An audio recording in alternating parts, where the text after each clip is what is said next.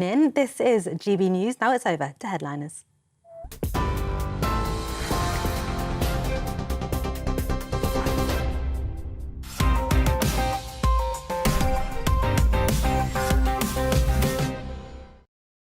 Hello and welcome to Headliners. I'm Nick Dixon and we have a very diverse panel tonight. All the way from Scotland, it's Bruce Devlin.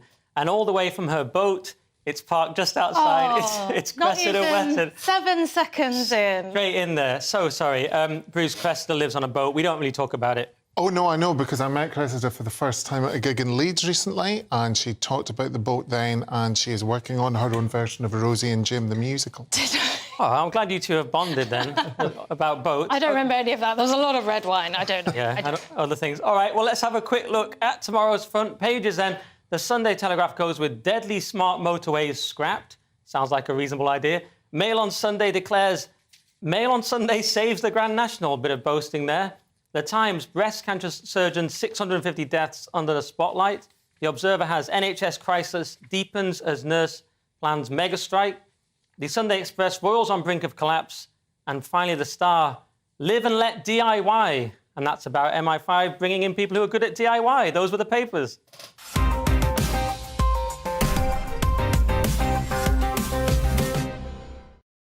So let's start with the Telegraph. And smart motorways are deadly for drivers. In fact, they've been called death traps. Now, I'm no expert, but that sounds bad, Bruce. I think it is bad. They had one job. Well, yeah, and they've really mucked it up. But to the point where, quite seriously, you know, people have died. The youngest, I think, being an 8-year-old. He was the son of Mira Naran. And she has been fighting since his passing in 2018 for justice on this. Now, they're called smart motorways, but we were discussing it before we came on. Kind of think taking away the hard shoulder is anything but smart, to be perfectly honest with you, because if there is a collision or an accident, there's nowhere for the traffic to go. Nowhere to go. It's about cost saving, isn't it? It's very much like where I live. I call it smart accommodation. There just isn't enough space. Yeah. Are you sort of more concerned about smart canals? Smart canals. It's just it was a boat joke. I'm sorry. It's good. It's good. It'd be hard for wide beams. Yeah, why not? Yeah, they're mad, aren't they? Smart motorways. Whoever thought it was smart? Yeah.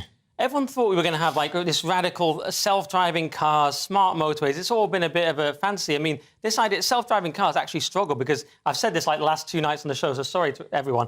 But actually, humans perceive objects in this subjective way, depending on what their utility is, right? So those are tissues, but they could also be a weapon if I hit you over the head with them. So, for example, not that I would. So the point is, wouldn't. You're right. They've struggled to teach machines the same thing. So, like, we can have this really incredibly smart AI, but it can't work its way out of the cupboard. So I think apparently self-driving cars are much further off than we thought.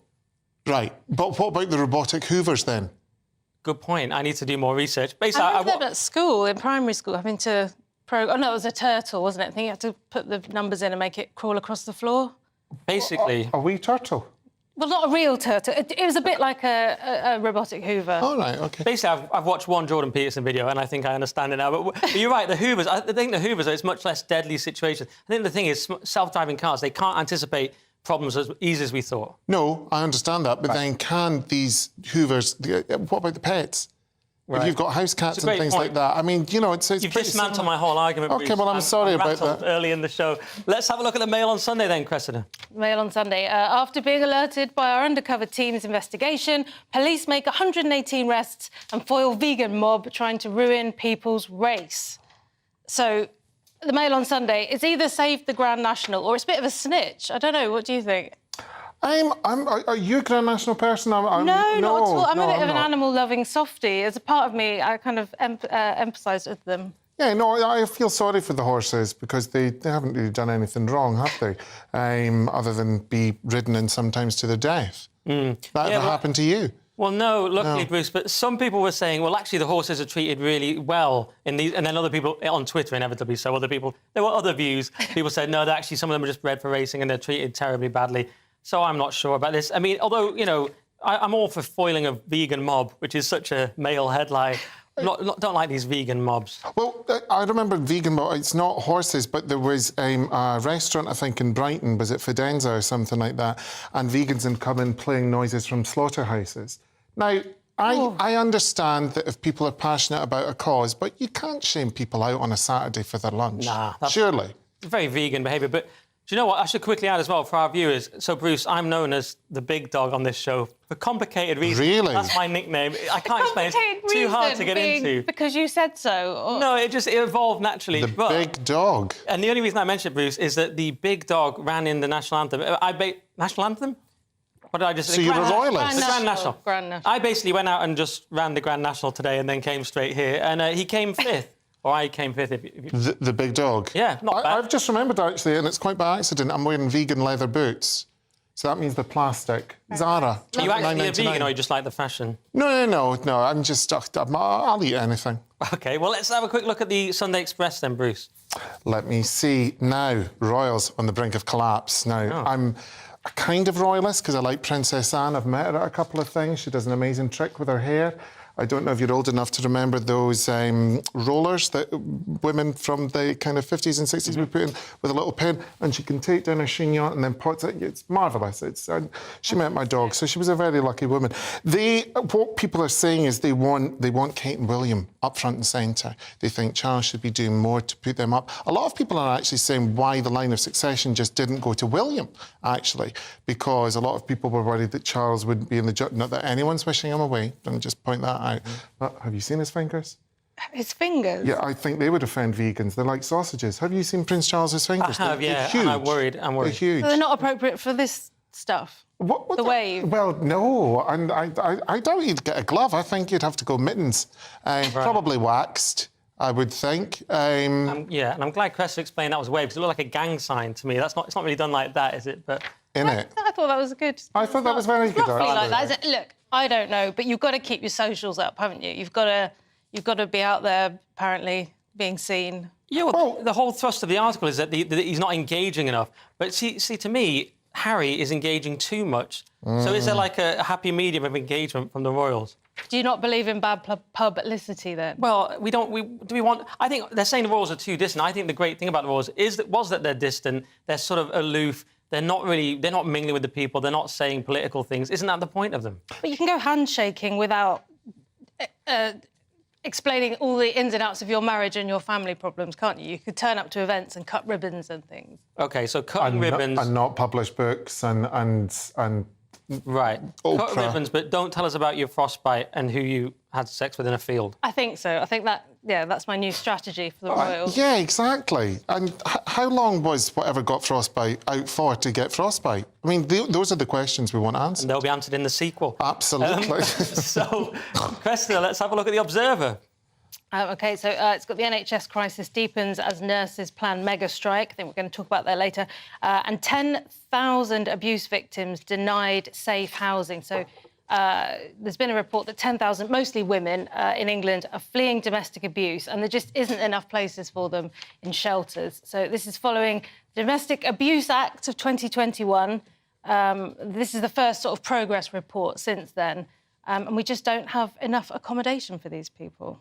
Yeah, it's very sad. It's a lack of capacity, and in some cases they couldn't meet the needs of the household, which means they're struggling with mental health, drug, alcohol abuse and things like this. Any take on this, Bruce?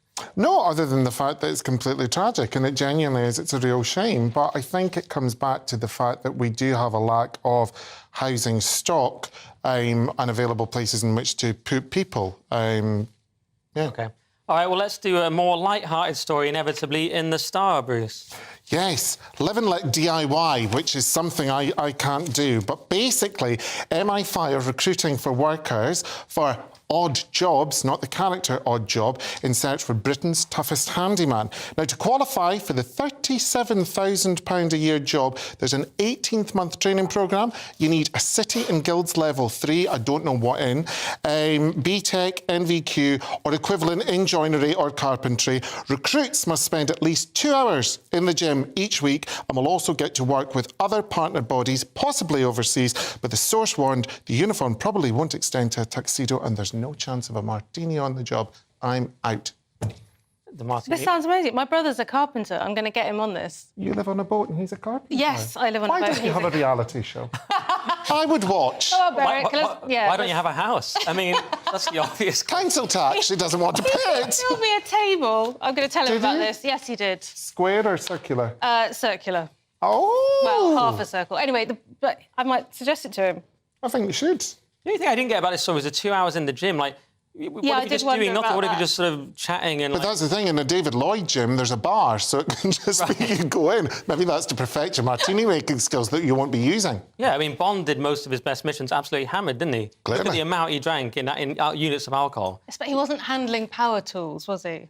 Well, Was he? I don't know. I've never watched James Bond. Yeah, he was handling a lot of massive weaponry. But anyway, I think that's pretty much it for part one. But coming up, Joe Biden thinks his trip to Ireland went well, gender wars and the vasectomy revolution. See you in 2 minutes.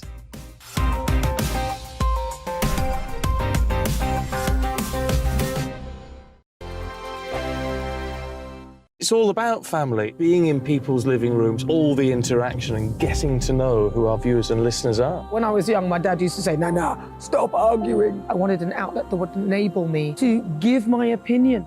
People are going through a really hard time right now, and I know that you don't feel like you're being listened to by the establishment. I came to GB News because it's the People's Channel, and I want the audience to have their say on the events of the day. We're dynamic. We do something different. Democracy shows that the wisdom of the nation is in its people. I get to travel to find out what the story is from a personal perspective. The British people aren't fools. We know when we're not being told the full story. We've got to work out how Britain moves forward from this. It's the best country in the world. The establishment had their chance. Now we're here to represent your views. Britain's watching. Britain's watching. Britain's watching. We're proud to be GB News. The People's Channel. Britain's news channel. Hello, I'm Michelle Dewberry, and you can join me every weekday 6 till 7 on Jubes and Kerr. You're an inspiration to us all. Clip that bit up. Well, you are. That's my ringtone. My political ambitions those days are gone, I can tell you. She's only teasing. Go on. He's probably going to want to lay down now. I'll give him 2 minutes to have one. Let's respectfully disagree. That's what we like on Jubes and Kerr. Come and join us. GB News, the People's Channel. Michelle Dewberry, weekday evenings at 6 o'clock. Start the day with GB News. We catch up on all the big stories you didn't hear the night before. And take a look at what the world's talking about this morning. That's right, Monday to Thursdays from 6 o'clock. It's Breakfast with Eamon and Isabel. Straight after breakfast, join us, Bev Turner and Andrew Pearce. We're going to take you through till noon. We'll be tackling the big topics of the day, including the things that the other channels just won't talk about. If it's happening here. Wake up to mornings on GB News, the People's Channel. Britain's news channel. I'm Simon Evans. Join me on GB News for Headliners at 11 p.m. What's the scoop? I'll be joined by 2 of the country's top comedians. That's right. As we take a look at tomorrow's newspapers tonight. We're going to get into trouble. If it's a big story, we'll be covering it. Spill some tea on him. There we go. But we'll also have some fun. I wouldn't stick up a bank. My father didn't love me. So anyway, Headliners every night from 11 on GB News, the People's Channel, Britain's news channel. We've got a brand new lineup every Saturday night on GB News. From 6 p.m, I'll give you my unique take on the world today. Then at 7, it's me, Calvin Robinson, with my Common Sense Crusade. New to GB News is the Saturday 5. 5 times the opinion. Join us every Saturday from 8 p.m. as we debate the week's stories. With us 4, plus a special guest. And at 9, of course, it's Mark Dolan Tonight. Brand new Saturday nights on GB News, Britain's news channel.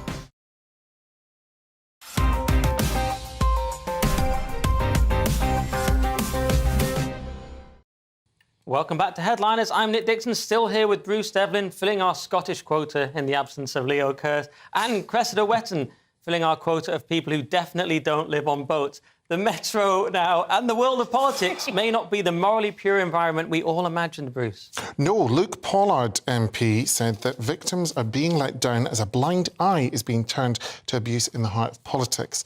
He has described that there are predators working in Westminster and has made it very dangerous for young staffers. He's branded the Commons the most unprofessional workplace he's ever encountered. Now, I would have thought, personally, that was a regional branch of Dulces when I was a younger man, but no, there you go. You can tell he hasn't worked in comedy. I don't think he has, in all honesty, but he's taken a step back. I think he's got some personal problems. He has a cancer diagnosis, so he's going to move away from it, but he seems very keen on, basically, I think, cleaning up the house. What do you think, Cressida? Because there are creeps, and I'm not trying to diminish the existence of creeps, right? We've had the Me Too movement, and there's a genuine problem. On the other hand, there's also throwing tomatoes from Pret and that's like that gets classed as bullying and abuse and things like that. So is this a story of actual predators or is it overblown? Well, there's very little detail in here, isn't there? Yeah, we're kind of left to assume the worst, and that just makes me want to say, well, what happened? What exactly happened? And also, there's helplines at the end, so somebody's trying to help. But you do hear about stuff. The interesting thing is, this only details Westminster. Now, I do know in Holyrood they had an incident where someone had to be, I think, suspended, or was he put in a corridor or something like that. So does this go on in Stormont and does it go on in Wales? And also, with you mentioning tomatoes, is the shortage over? Great questions. Yeah, Welsh creepiness, I mean, and Scottish creepiness, they're all different levels. Creepiness not just creepiness on an international level? Isn't Scottish creepiness, Bruce, even worse? Because it's in Scotland. No, you can drink through that. Yeah, fair play. This is just like stereotype yes, tonight, isn't it? It is We've outnumbered you. Well, absolutely. It's appalling. This is why you want independence. I would like independence from you. Maybe I will marry Lewis Schaefer, just to annoy him. All right, fair enough. It's just maybe, look, it probably is a serious story. It's just there's been sleaze in politics forever. But anyway, let's move on and do the Telegraph. And the best way to disprove a study on censorship is to censor it, Cressida. Absolutely. University blocks academic from her own gender wars research over dangerous data. So this woman she's got a grant, she's all set up, she's doing the research, she's a sociologist, but the findings are not acceptable.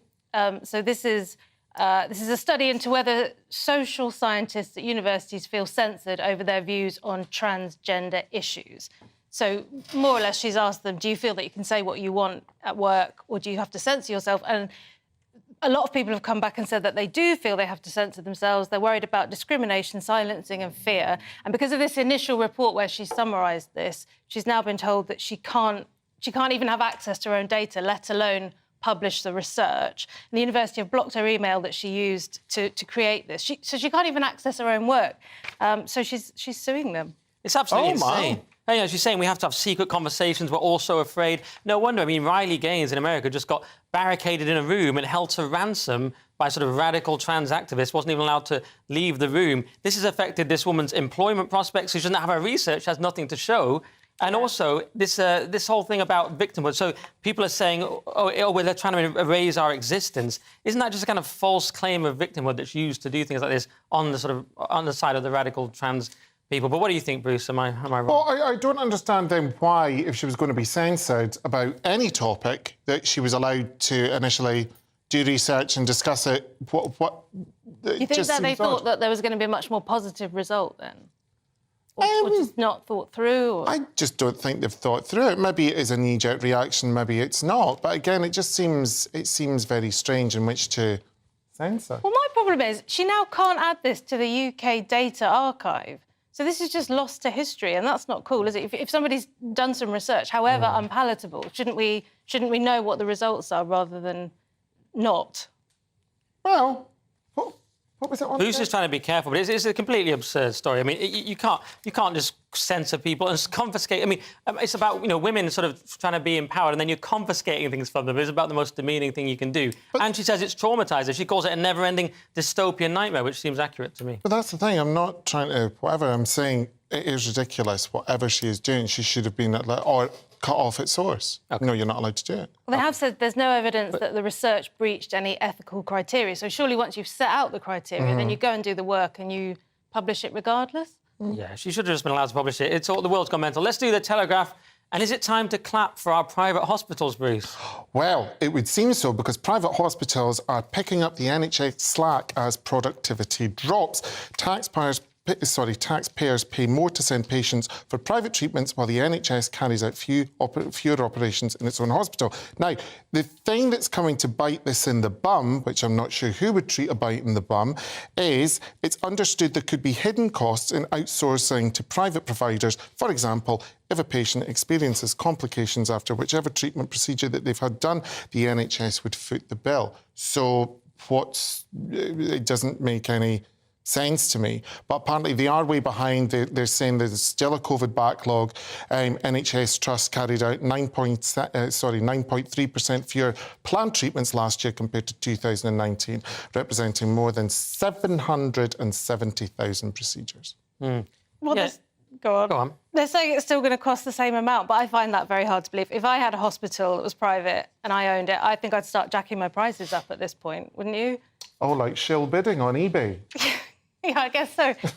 Yeah, and this idea that it's going to cost more because of complications, I don't understand why there'd be any more likelihood of complications in a private hospital than an NHS setting. But then why wouldn't they just go back to the private hospital? Well, you would think. Yeah, because exactly. either way, the taxpayer's paying the bill. So, I mean... Yeah, it seems like NHS needs reform. I mean, can we admit that? If people don't admit that, you'll end up with a two-tier system by default. And what I find interesting, I mean, people like Richard Tice, who I just spoke to on my podcast, never mind, has just... He says we need a voucher system. And it's interesting that Wes Streeting has popped up again here. He's the one saying we need to do something about this and we need to allow private sector to pick up the slack for now, but it's not a long-term solution because it's more expensive for the taxpayer. But it's interesting that Labour is saying it. I wonder if are we hitting the point where you can actually run for election on the idea that the NHS needs reform? Because we've never been able to touch that idea. It was always like the sacred NHS. But then has the NHS, as far as I understand, and please feel free to correct me, has that not been fit for purpose for a while, in as much as it's been overstretched, overburdened through various things, whether it's budget constraints or bad investment or any of that kind of stuff? So I understand that we do have a COVID backlog, but I don't think that the NHS was necessarily in as great shape as it is romanticised about before COVID, if you see what I mean. There were cracks. And I think that some change does have to happen. Yeah, of course. There's those pictures of The Guardian every single year saying winter crisis in the NHS. So, yeah, absolutely right. All right, let's do the Telegraph now and the vasectomy revolution. I think I saw them playing Camden once, Cressida. I'm saying a it's vasectomy revolution threatens to plunge America into population crisis. So, fewer people are having babies, and since the American Supreme Court's overturned the historic Roe versus Wade ruling, basically blokes have gone, oh, my God, I better get a vasectomy then, because they're scared that women won't be stopping the pregnancies. Yeah. They're worried they haven't got a safety net anymore. Life finds a way, or in this case, non-life. Trying to not create a life finds a way. Men have adapted, Bruce. Have they? By having vasectomy. Well, and they're adapting younger and younger, because it used to be guys who'd had their kids were getting a vasectomy. Now, apparently, it's younger men are just thinking, I don't want to go there, and they're opting out. Can I throw something out? Please. And it may be a bit silly. Can they not just use a condom? How dare you? Because do you know what they're essentially doing? They're overburdening their NHS. Oh, interesting. They don't really have one, but I see what you mean. Yeah. I think it shows how much men don't want to have a baby. I think it illustrates... Do you want to have a baby? Have you had any babies? Do you know what, Bruce? I advocate everyone having babies and big families. I'm not personally going to do it because I'm the sculptor, not the clay. But everyone else should. You see, I have the ideas, but you guys have to actually do it. Perhaps not you, but or Cressida, actually. Actually, none of us have managed to do it. Perhaps not. What? It was just... it needs to stop. Yeah? I'm tired of this low-level homophobia. Emails to HR. I'm used to just saying anything I like to Andrew Doyle, then I forgot we don't know each other as well. No. And Andrew doesn't know Andrew that well either. Here's the thing, though. They're calling it a demographic time bomb. And actually, I was listening to a podcast with an expert on this called Paul Morland, and he's saying, actually, Japan is sort of over because their birth rate's too low. We've seen it in South Korea as well. And here we've got immigration as a solution, but they say that's only a short-term solution, and the immigrants get old as well, and all the same problems will occur. He says the only solution is pronatalism, which means everyone has to have 2 or 3 kids. And he's saying it's irresponsible if you don't. So we're all, sadly, on this panel, irresponsible. Yeah. So far. Bit of a rant there. That was just for my TikTok. Yeah, and again, we don't know each other that well, and you don't know what goes on in my I don't know what's private going on life. with you. You're right. For some reason, I thought you didn't have kids. I should have checked. Just pipe down. I'll pipe down. The problem is then of the show. There's not going to be... There's going to be lots of old people, isn't there, and no young people to take care of them. Is this the... Isn't that going on now? Oh, that's one thing. Yeah, but also, it's going to get worse. The fear is just that there's not going to be enough people, and we'll sort of gradually die out because certain countries will become not even viable and sustain themselves, like Japan. That's cheerful. Yeah. Well, a bit of upbeat news there. All right, well, let's do the eye then. And Joe Biden says he plans to run again. Let's hope he doesn't mean up the stairs, Bruce. That is so cruel. I thought it was funny. That is so cruel. Honestly, he fell downstairs twice. No, well, he fell up them. Up them, which is hard to do. It's, you know, I was speaking to Nana this afternoon, and that was one of the things we were discussing. And all joking aside, I think there is a frailty about him. And I'm really surprised that he's about to announce that he's going to run because he can barely stand. I think that's the least controversial statement we've ever had on GB News. There's a frailty about Joe Biden. There is a frailty about him. I think that's really uncomfortable watching, because the thing is, when we were waiting for the clip and it was buffering out, I thought, oh, you know what's going to come up. Yeah. And it looked sore. Yeah, and you're like, is it buffering, or is that just how Joe Biden moves? Well, we don't know. I mean, I wouldn't like to see him dancing. No. Anything could happen. Right. But I think it's exciting that he thinks he should run again. I wonder if Kamala... Is it Kamala? Kamala Harris, yeah. Kamala, yeah. I wonder how she feels about it. Yeah, well, she's, like, radically unpopular, so they're having to go with an 80-year-old because the alternative is Kamala Harris, who's even worse. But then, can I ask a question? And I think we touched upon it this afternoon. They seem to be in favour, the Americans, that is, of much older leaders. And would that fly over here? No, not really. I mean, we've had the opposite. We had a thing where, like, oh, David Cameron's too young, and then he just wins. So we've sort of broken that idea. But, yeah, it seems to take that long in American politics to sort of climb through the greasy ladder of corruption and, and get there. It takes us slightly less time, apparently.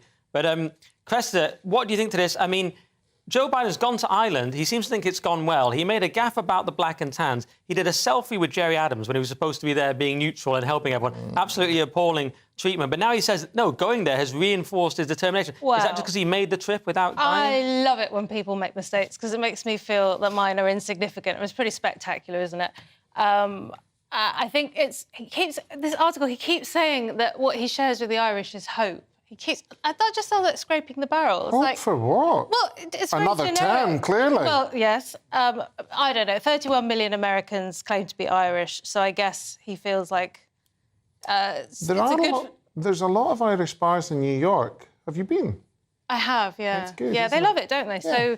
So the Hope tour that he's just done, I mean... Yeah. Well, the Hope tour, though, that sounds like a kind of Britney tour. And I said that this afternoon as well. I kind of correlate him and Britney a bit the same, maybe a wee bit forgetful when she was at Brighton Pride and she went, good afternoon, Manchester, and they were like, nearly. Exactly. Happens to everyone. Nearly. Yeah, well, hope is definitely the word if Joe Biden's going to last another 5 years in office. But that's part 2 done. But coming up, why you should eat ice cream, drink beer and not flush your toilet. Those are separate stories. See you in 2 minutes.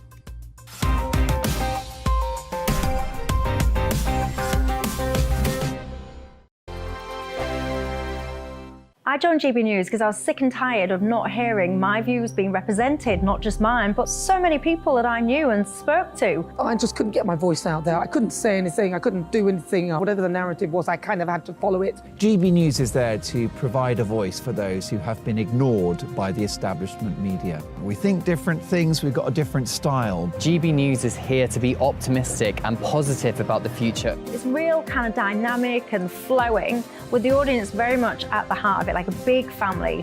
Here at GB News, we talk about the things that matter to you. Hearing the voices from right across our towns and cities, especially our towns. All sides of the argument represented with a heavy dose of opinion. We're on a mission here to make a difference. And the GB News family really is here for you, and whatever time of day you can watch or listen. Britain's watching. Britain's watching. We're proud to be GB News. The People's Channel. Britain's news channel. Westminster is going around in ever-decreasing circles, followed by the media. Britain is broken. How on earth did we get into this mess? But more importantly, how do we get out of it? Join me at 7 p.m, Mondays to Thursdays on Farage. Here on GB News, we will have open, rational debate. We've got to work out how Britain moves forward from this. Join us here on GB News, the People's Channel. Britain is watching.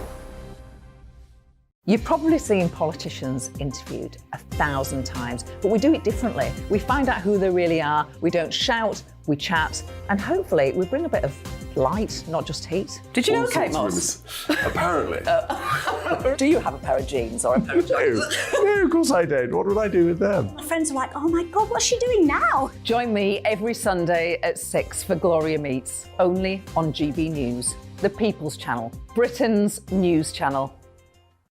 I'm Jacob Rees-Mogg, the Member of Parliament for North East Somerset and a former government minister. For years, I have walked the corridors of power in both Westminster and the City of London. We need to have the arguments, the discussions on how we make it better. Crop failures, famine, war, suffering on a scale completely unimaginable. We are putting the cart before the horse. As Charles I said at the scaffold, he was the true defender of liberty. Yeah, I've completely derailed the conversation. Join me Monday to Thursday at 8 p.m. on GB News, Britain's news channel. I'm Mark White. As GB News Home and Security Editor, I cover those key issues that are so important to you. Our authorities, our communities doing all they can to combat violent crime. With the public services under unbearable strain, why are we still failing to control our borders? Defence, the first priority of any government, has been continually hollowed out. Can we trust our politicians to protect the armed forces? Join me, Mark White, on GB News.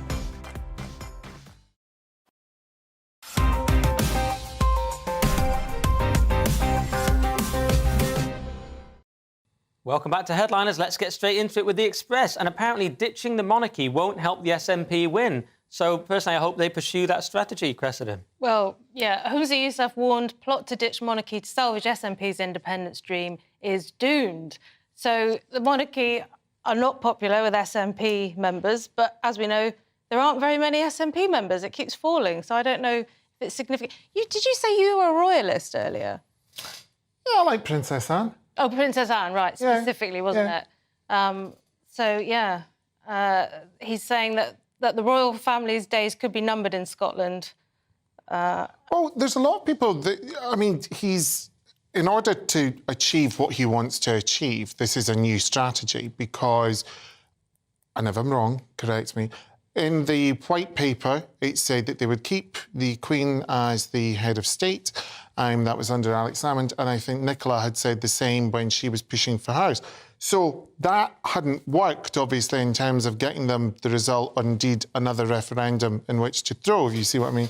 So this might really appeal to very grassroots SNP supporters. Right. I just assumed that people in Scotland did not like the royal family. No, some people do, like my mum does, and my aunts do, and all that kind of stuff. And a lot of people, like people did have street parties and things for the Jubilee. Are they in a strong enough position to start taking on the royal family? I mean, Bruce, you're Scottish. What is the vibe? I'm kind of Scottish. What's the vibe around the SNP in Scotland? Do people think they're finished? Do people still like them? I don't think it's the case that everyone thinks that they're finished. I do know a lot of my very hardcore SNP supporting friends who are, shall we say, a wee bit disappointed with them at the moment and feel they're in a bit of disarray and maybe need to go and get their own house in order. Those words aren't mine. But I think that a lot of people still would like to see them flourish and get ultimately independence, yeah. Do you have a preference for the leader or that you're willing to share? Or... Obviously, they've gone with Yousaf now, so it's kind of too late, but... It is too late. The funny thing was, and I think I was discussing that with you earlier, I remember when Kate Forbes was being hauled over the coals about her religious beliefs, but none of the other candidates were, which I thought was slightly odd. And I thought, well, why are you talking about that? Why haven't you fixed the roads? Why haven't you filled a pothole, love? We've all got alloys. Maybe you don't, yes. But... Edinburgh's particularly bad, isn't it? Edinburgh is not great, I have to say. It's really bad. I have a friend who lives in South London, and she was saying it's pretty hellish there. But in Edinburgh, I always feel as though that you're driving along, you're not necessarily looking at your windscreen to see other traffic or anything. You're looking to see where the holes are. OK, yeah, basically saying fix the roads, then we can get into the nuances of Kate Forbes' theological beliefs, basically. Well, we can deal with Kate Forbes and her relationship with Jesus, and then we can decide as to whether we want the royal family or not. Yes, but roads first. All right, let's do the next one. Roads, not royals. Roads, not royals. There it is. And the next story claims that ice cream may be good for you, but it is in The Guardian, so we can generally assume the opposite is true, Bruce? Yeah, they're trying to say that if you have a small... it's like half a cup, 64 grams of ice cream a day. This associates with a lower heart problem risk and for diabetics. Now, you have to remember that ice cream, full-fat ice cream, is full of saturated fat and sugar, etc., etc. So I think it would be the case that I don't necessarily think this is a health food. I can't see how that could have any... I think that would only show you that ice cream is fine, but in moderation. It's mad. They're saying it's got a lower glycemic index than brown rice. Doesn't glycemic index mean how quickly you absorb? Yeah. I find that very So if hard you're basically tucking into a bag of frozen sugar, Tate and Lyle, that's going to get into... You're mainlining it. Yeah, it's a pity Lewis Schaefer isn't here. He'd be screaming about this, but he always is screaming about something. But this idea that ice cream's good for you, very dubious. There's no real causation in this story. Although I will say, eating ice cream late at night does make you feel less sad temporarily, and then you get on the scale the next day and it's... So what I would then, talking of Scotland, is if anyone is looking for that late-night ice cream indulgence, get yourself a Tunnocks tea cake, put it in the freezer during the day and lick it like it's chalk ice. And then just put it back? No, you eat the whole thing and it's only 4 points on the WW plan. So you heard it here first. Great tip, guys. Only on GB News. Next up, drinking beer makes you happy and healthy, according to Beer Drinkers Weekly. I mean, the Daily Mail, sorry. Who's doing this one? It's me, when I can find it. Oh, thank you. Have you drank so much beer, Cressida? No, I've got an extra story. I'll put that over there. Cheers to that. Drinking beer makes you happier and healthier than if you're a teetotal, scientists confirm. So this is like the ice cream. So this is that a non-story? I don't... They're saying... Hey, only I can do that impression of Lewis. How dare you? I go to sleep at night with it echoing in my brain. Is that like an app? No, it's not the Lewis Schaefer app. Can you imagine? That's horrible. So they're saying that, well, it's the old thing of a little bit of something nice is good for you. They're not saying get on it and become a full-blown alky, but people think there's some benefits from having some drink. A little bit of what you fancy does you good. That's what I was trying to say. They've singled out, though, I think this is really unfair, they've singled out Brewdog IPA, which is, in my opinion, a great drink, and said that if you have 4 pints of that, it can deliver half of your daily calories. So they're sort of saying, be careful. My grandma used to say a little of what you fancy does you good, but she was morbidly obese. Bruce, any comment on this? What? Not my grandma. From morbidly obese to me, thanks. That was seamless, beautiful. I've enjoyed the casual racism, the homophobia, and now the fatism. Yeah, I think a little bit of what you fancy does you good. I don't think a litre of gin would do you any harm. I live as experience of that. My problem with this story is that it was self-assessed, so it's like, yeah, we feel happy, we're drunk. That's basically my take. So let's do The Guardian again with a story about why children should be banned, Cressida. Why children should be banned. Yes, we're doing... From life. We're doing the playing outside one. Thank you. All right. UK families tell of threats and police warnings over children playing in the street. I've written on here, this is a story about Nick's life. This is a story about children playing loudly outside. That's plaguing you, isn't it? Yeah, because you've seen my house. Because when the boat was at the garage and I let you, you wanted to come on the dry land. Nick's flat overlooks a courtyard, and the problem is, in the courtyard, That's a nice way of putting it. Joy happens, and Nick doesn't like this. It's very loud joy. Basically, the kids scream all day, and it kind of echoes around. It's like bad architecture. Do you live near a primary school? No, they use this kind of... It's going to be a garden area, but they think it's a playground. And they literally scream from 4 till 10 p.m. from about April to October, and it's horrendous. Because this is talking about we let them out for an hour. That's OK, but in broken Britain, noise is a serious problem. On one hand, I don't like the nanny state. I want kids to play. On the other hand... You don't want them outside your house. Exactly. Yeah, no, and I think that's fair enough. Because if you're in a quadrangle, you're going to have the acoustics. Correct. Yeah. It's called the quadrangle. I'm a bit disturbed you know about where I live, but was that you? I've no interest in coming round. I'll just put that out there. I mean, I'd rather go on the boat. You do, you have to be quiet. How dare you? So some people think that the world's just becoming more and more anti-children, which fits with our earlier story, doesn't it? Everyone's having vasectomies in quiet courtyards and humanity's over. Yeah, it's very much how I feel. Everyone should have children, but just not near me. No. All right, let's do the Telegraph then. And Thames Water want us to stop flushing our toilets. Can't see any flaws in that plan, Bruce. Yeah, this seems just really weird. I was watching the One show the other day as well, and they are redoing the sewers under the Thames because apparently the sewers are leaking and there needs to be an overflow for the sewers. So not only are the government putting fresh stuff in, but you've got the leaking sewers and all this kind of stuff. But basically what they're saying here, in a bid to reserve water supplies, stop flushing your toilet as much, because I think it's something like 13 pints of water per singular flush. So I think what they are trying to say, if you go for a wee-wee, try and leave it for as long as you can. Not if you've been drinking a lot of the IPA, because it'll be honking. And if you're like me, you've got lovely reed diffusers in your bathroom, you won't smell them. I don't know what they're saying about going for... I'm loath to use the word number 2. It's just so ridiculous. But, going for an evacuation. I suppose it's up to the individual how long you would want that lolling about in your pan. I mean, I know that after a couple of heavy nights drinking that you might not acknowledge it, but... Yeah, I mean, are you going to start flushing your toilet? No, I mean, I'm certainly not going to. The only like little bit of wiggle room I'll give them is if you're drinking a lot of water and you're going for weeks. Sometimes it's like virtually water anyway. Maybe that's the only time there's a little bit of leeway. But generally, I'm against this. And where's all our water gone? Like we've got loads of water. Suddenly, we don't have any. Cressida. I'm amazed you haven't mentioned the boat for this one. I thought I'm going to get an absolute hammering here. I didn't want to be mean. OK, good. What do you do on the boat? Is it just What over do you the do side? on the boat? No, it's not over the side. I'm not a pirate, Nick. I've got modern boating facilities. Google it. I won't say it on here.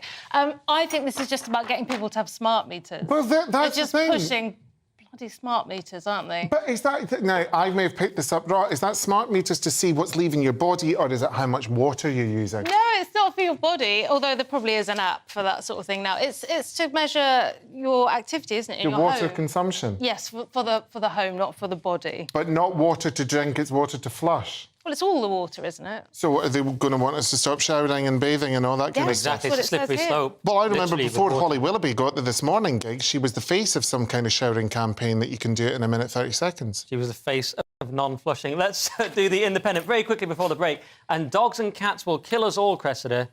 Dogs and cats passing on antibiotic-resistant superbugs to owners. Oh. So the advice here is wash your hands after picking up your dog's number 2. Thank you. As if people aren't doing that anyway.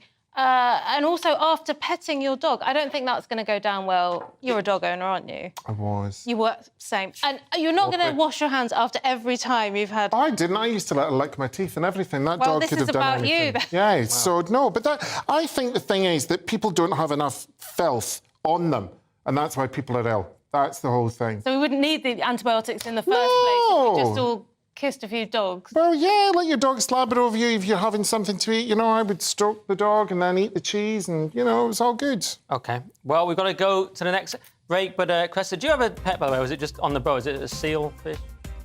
Sorry. All right, that's part 3 in the bag. But coming up in the final section, UFOs explain the ultimate cat lady and why fat people should get free stuff. See you after the break.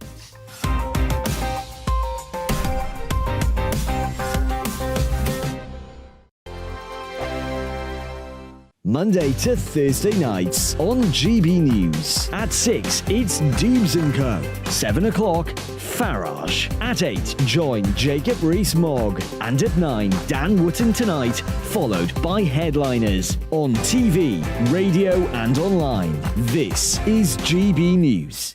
First and foremost, I am a GB News fan, and I was before I was working here. Just love the fact that we're asking the questions that a lot of establishment media won't ask. With a bit of a twist, we not only want to inform you, but we want to keep you entertained. It's worth the drive because you get in and the team's all ready and waiting, they're itching to go, and it's a proper little family. GB News is the People's Channel. It's the audience that makes the programme sing. We're giving our viewers and our listeners a voice. I see the thousands of your letters, tweets, emails, you name it, coming in. Britain is broken.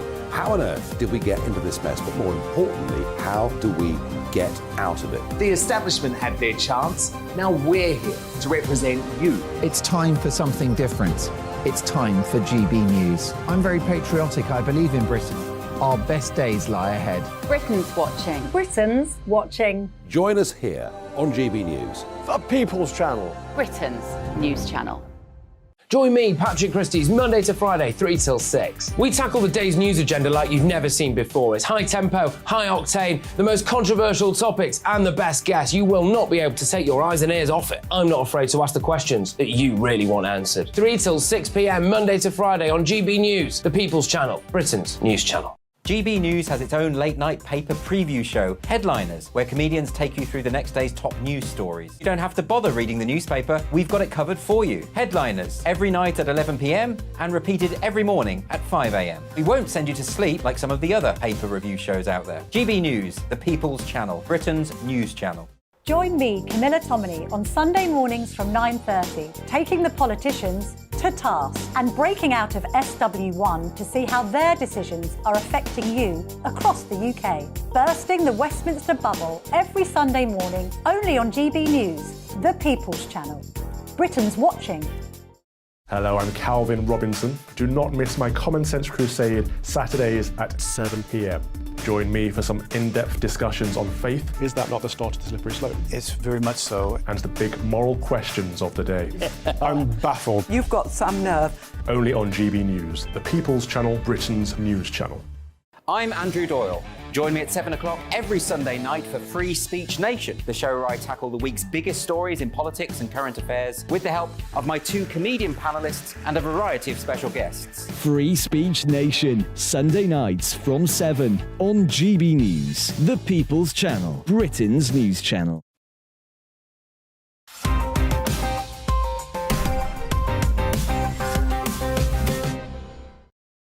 Welcome back to Headliners. Let's get straight into it with the Mail on a story about body-positive people and why they need more space and deserve more space on a plane, Bruce.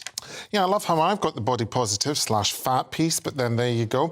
Because you can't say that anymore. Now, if you're a bigger man like me, and I was much bigger last year, you're either rugby build or you're thick. THICC. So a plus-size influencer has demanded the Federal Aviation Authority and airlines give overweight flyers as many free seats as they require to fly comfortably.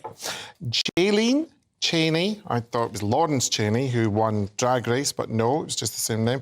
A travel and lifestyle creator based in Vancouver wants the FFA to protect plus-size travellers and making flying in coach comfortable and accessible for everyone. Cheney admits that price tickets would have to rise if she were to get her way and concedes non-overweight passengers would be faced with higher prices to help cover improvements. In videos on her Instagram, Cheney has widely documented her struggles flying, from showing her and her boyfriend to being tightly packed into seats and also showing what some passengers have said to her, including, sorry, I shouldn't laugh, asking if she'd bought the 2 seats. So that's quite mean. I think that is... Cheney currently uses seatbelt extenders to make flying more comfortable. She hasn't commented on why she doesn't fly first or business class where the seats are bigger. But she can't afford it, perhaps. Well, maybe not. But then I would have thought if she was an influencer, do you not get quite a lot of stuff for free? I mean, is any of this free travel? She might we don't now. know. I don't know. But isn't this the crazy claim of Crest that all plus-size passengers should be provided with an extra free seat or even 2 or 3 seats, depending on their size? That is wild, isn't it? It made me laugh with an extra free seat, or even 2 or 3. Yeah, I mean, it's a very modern problem, isn't it? The fact that she was sat in a seat that gave her bruises. Yeah, and she was chafed. But that's the thing, you're having to lube people up desperately then. sorry for her, but it's not very dignified. But I don't think the answer is everyone else has to pay for the seats. But what I was thinking, you know, when you're on the train and sometimes you can put the handrest up, can you do that on rows of seats so then... Right, so she was spread out. Do you see what I mean? Then if she spills into the next person, that might be a barrier to somebody else's personal space. Oh, that's true. We did a story the other day about someone whose fat had sort of gone over into the next seat and the other person had got annoyed. The kid had said, hey, this guy's fat is in my seat, so you should buy 2 seats. And then this kid got shouted off the plane, basically. So, yeah, it's the politics. I do feel really desperately sorry for her. It must be a nightmare. Well, yeah, absolutely. Well, let's stick with that. I mean, if Leo was here, he'd say something much nastier. But let's just go with that. Let's stick with the Mail. I think we've found the woman responsible for the term cat lady, Cressida. I think we have. My husband gave my cat to an animal shelter without my permission. He says our bond is creepy, so I'm filing for divorce. Creepy. Now, when I first heard this, I thought that's outrageous. Who would give away their wife's pet without them knowing? I mean, that does sound like grounds for divorce. But then I read on. She got this cat, Benji, when her father died 2 years ago, and she thinks that Benji is the reincarnation, I know, of her father. When I look into his eyes, I feel something more than a cat. I really believe Benji is the reincarnation of my dad. And at that point, I just thought, no. I know what it's like to love your pet a lot, but this is... we've all got our limits. And I hate it when people don't treat animals as animals. Yeah, because you're thinking, well, actually, if it is her dad reincarnated, then at least it's not cheating. You know, it's not a betrayal, this relationship. Then again, it is totally mental. So on those grounds, would you break up? What did you think, Bruce? I'm more worried about her for the demise of the cat, because then she's going to have to mourn not only the cat, but her father twice. That's a lot. Yes. Unless he comes back again as like another pet. I think he might. I think like the Dalai Lama, who just keeps coming back. As what? Just different pets throughout the house. Like llamas and things. Yeah, or objects. Yeah. The Dalai Lama's not an actual llama, just to clarify. No. It's, I think, is it Kelly Holmes and Elizabeth Hurley that keep llamas? Right. No, alpacas, sorry. Yeah, see, that's where you There's went a lot wrong. of them about That was the these flaw days. there. All right, well, I think we've probably got as much as we can out of the mad cat person, I reckon. So let's do the Mirror now, and don't worry about UFOs. They're just seeds from an alien mothership, Bruce. Yes, now my friend Wayne is very into all this kind of... I was going to say nonsense, but that's very cruel. And it's when they said the Pentagon official says that UFOs could just be dandelion seed probes from alien motherships. So I had visions of these kind of green things blowing. Do you remember you blow on those dandelion clocks and all that kind of stuff? And is that them spreading their neutrons and their mucus just to take over? Like that Mars Attacks film with Sarah Jessica Parker was, I think, a chihuahua. Now, the other thing was that interstellar objects such as the cigar-shaped, and I can't pronounce that word because I'm really dyslexic, Umama, is that correct? No? That scientists spotted flying through the galaxy in 2017 could potentially be a parental craft that releases many small probes during its close passage to the Earth. I just don't know if I believe any of that. Yeah, well, one thing that struck me about this one was that they say that water can recharge them. So the probes could use starlight to charge their batteries and the Earth's water as fuel. And that sounds weird, but then I actually saw a podcast, I've talked about this a lot, Tucker Carlson was saying that there's US intelligence that there are these crafts that they either jump down into the water or they're underwater and they move really rapidly. So that could be UFOs that are refueling. And is that where our water has gone then, the flushing monitoring? Yeah. So it's going to alien chips to charge them. Cressida, this has got ridiculous. Any take on this? I hate to be sexist, but I do feel like this is a blue story, not a pink story. Oh, wow. That's very sexist, isn't it? I don't have an opinion about UFOs. Are you open to other life forms? I haven't worked out what's going on this planet yet, Bruce. No. It just doesn't hold my attention. Am I open to other life forms? Yes. I mean, it seems unlikely, doesn't it, that we're the only ones? OK, all right, well, let's move on to this one. And we've got the Telegraph and how we can save ourselves from an asteroid. Is it duck and cover? Cressida? More space. Scientists reveal new way to stop giant asteroids obliterating Earth. Can I just say, as per my previous comments, I have never seen Armageddon or Deep Impact. Are you guys fans? These are films presumably about the Armageddon world was coming great. to Yeah, an Bruce end. Willis, Aerosmith. Who wasn't a fan? Me, I'm not a fan. So I think what happens is an enormous piece of rock is hurtling towards Earth and humanity's charged with solving the problem. So in the eyes of Hollywood, there's only one way to deal with a meteorite heading for Earth, a nuclear bomb. But that's not the only way. The other way is you can get a spare spaceship, a sacrificial one, if you've got a spare spaceship. I think it's only Elon Musk that can sort that. OK, we've got to go. So sadly, I can't give Bruce a take on the end of the world. Sorry about that, Bruce, but thank you very much. The show's pretty much done, so let's take another quick look at Sunday's front pages. The Sunday Telegraph goes with deadly smart motorways scrapped. Mail on Sunday goes with Mail on Sunday saves the Grand National. The Times has breast cancer surgeon, 650 deaths under the spotlight. The Observer has NHS crisis deepens as nurses plan mega strike. Sunday Express, Royals on brink of collapse. And finally, The Star, live and let DIY. See the world, drink martinis, fix a shelf. Sounds all right, except the shelf bit. That's all we have time for. Thank you to my guests, Bruce and Cressida. We'll see you tomorrow at 11 p.m. If you're watching the 5 a.m. repeat, please stay tuned for breakfast. Goodbye.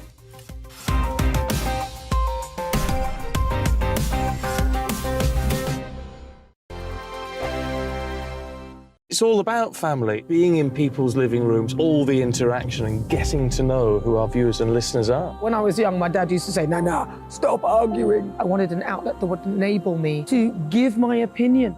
People are going through a really hard time right now, and I know that you don't feel like you're being listened to by the establishment. I came to GB News because it's the people's channel, and I want the audience to have their say on the events of the day. We're dynamic. We do something different. Democracy shows that the wisdom of the nation is in its people. I get to travel to find out what the story is from a personal perspective. The British people aren't fools. We know when we're not being told the full story. We've got to work out how Britain moves forward from this. It's the best country in the world. The establishment had their chance. Now we're here to represent your views. Britain's watching. Britain's watching. Britain's watching. We're proud to be GB News, the People's Channel, Britain's news channel.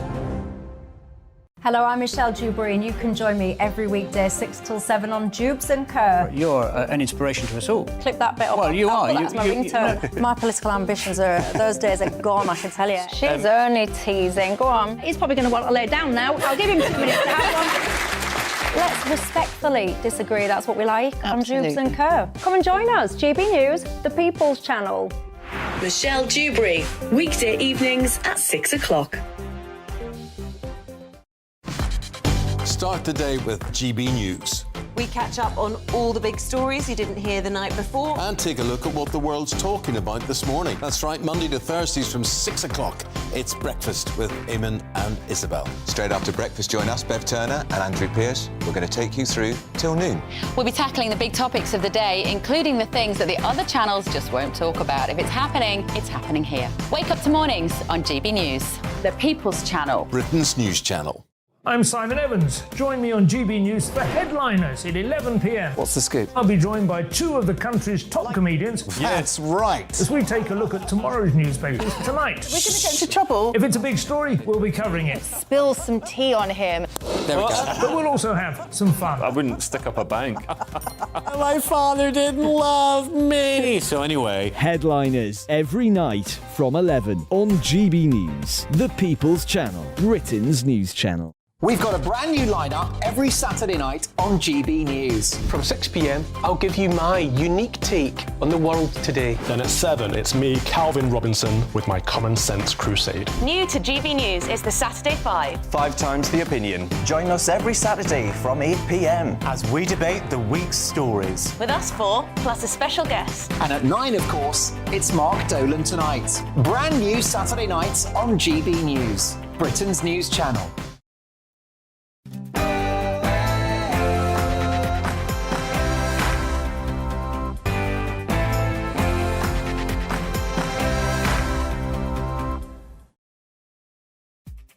Good evening, welcome along to Neil Oliver Live on GB News, TV and on radio, with me, Darren Grimes. Tonight, following a Say No to ULEZ rally at Trafalgar Square earlier on, we're in for some fierce debate on Sadiq Khan's plans to extend the ULEZ zone. And you can bet your bottom dollar there's been protests at the Grand National at Aintree today. We'll be debating whether racing is a cruel sport. And we're looking at uncanny animal imitators. They are potatoes that look like animals. It's after a Warwickshire mum spotted a seal in her peel. Send us in your pictures if you've ever come across an animal imitating spud. All of that and more coming up. But first, here's an update on the latest news from Tatiana Sanchez.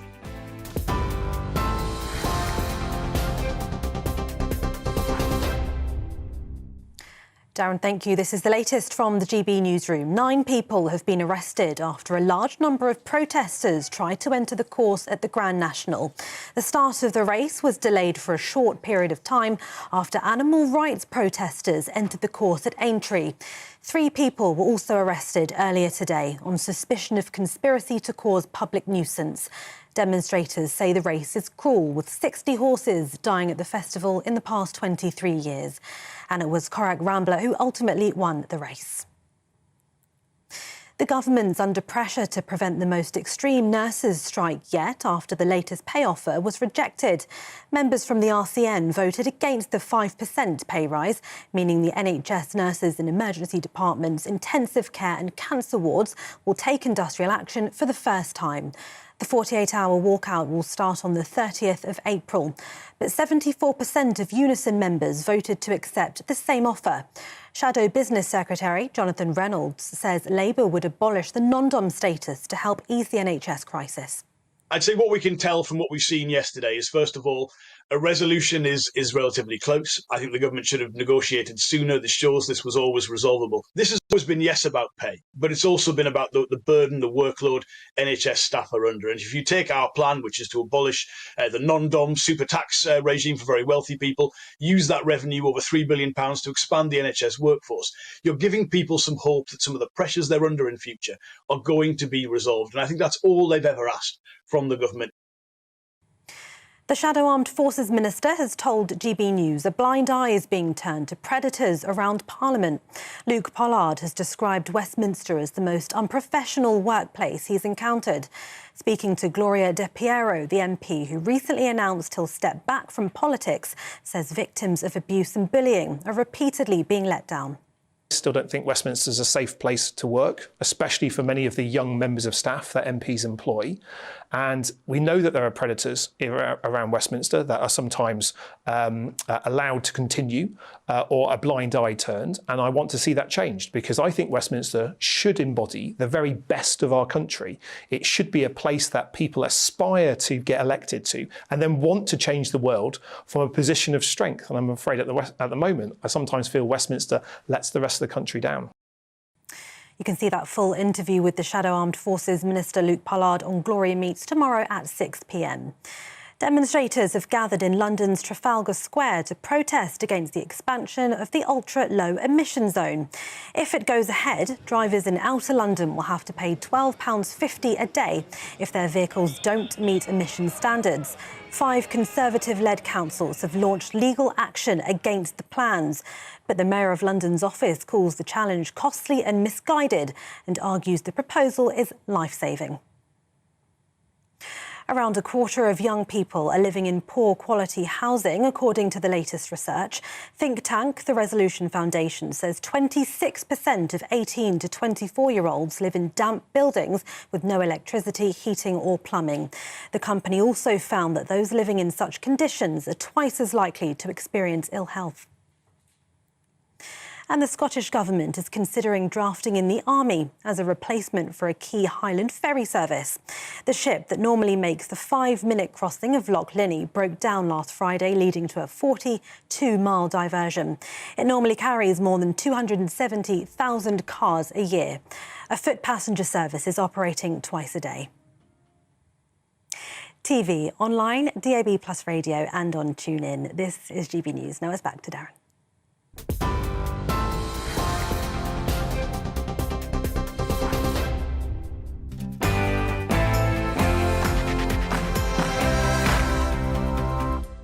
Welcome to Neil Oliver Live with me, Darren Grimes. The man himself will be back this time next week. But first up, I want to talk to you about Elon Musk, because he, this week, the Twitter owner and, of course, tech titan, he sat down with James Clayton, who's a tech reporter from BBC North America.